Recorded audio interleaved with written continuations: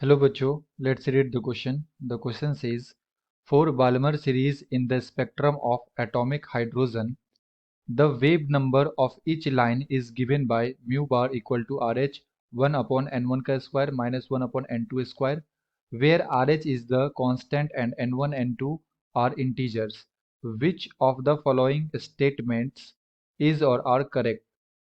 As wavelength decreases, the line in this series converge. The integer n1 is equal to 2.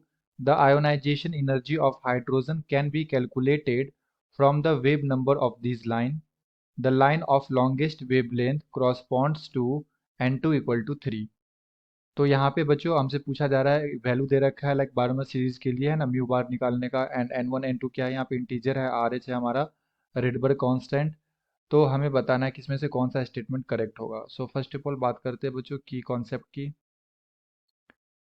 Concept and basically question है बच्चों hydrogen spectrum से, hydrogen spectrum, and यहाँ पे Balmer series दे रखा है and यहाँ पे हमें म्यू बार का फॉर्मूला दे रखा है।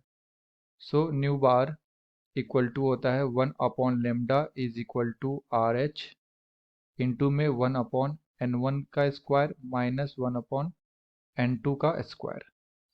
एन वन होता है हमारा ground state, ground state, and यहाँ पे एन वन का वैल्यू कितना होगा बच्चों 2, क्योंकि बाल्मर सीरीज की बात हो रही है, बाल्मर सीरीज।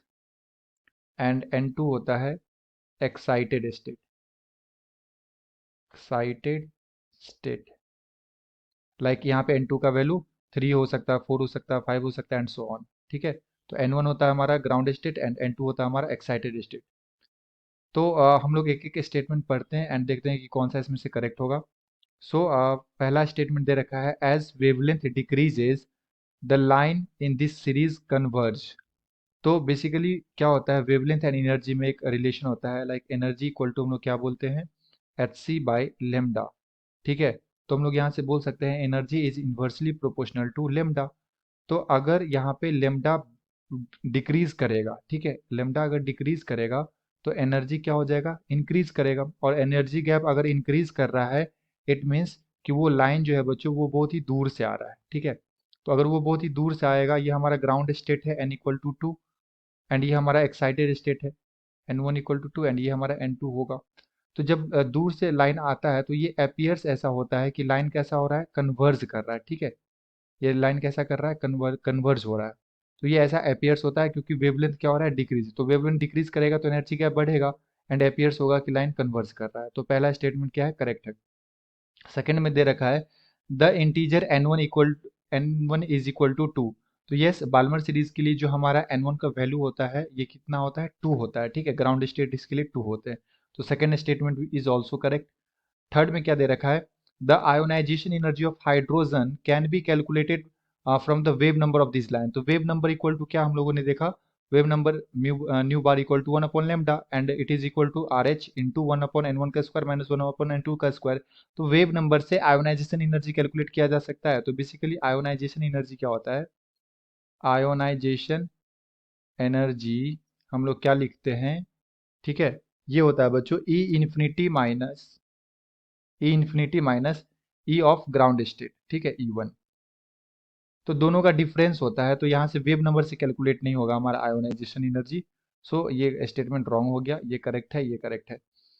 फोर में दे रखा है, the line of the longest wavelength correspond to N two equal to 3। तो लॉन्गेस्ट वेवलेंथ के लिए, तो अगर हम लोग यहाँ पे थर्ड स्टेटमेंट को देखें तो अभी जस्ट मैंने आपको बताया कि energy is inversely proportional to lambda.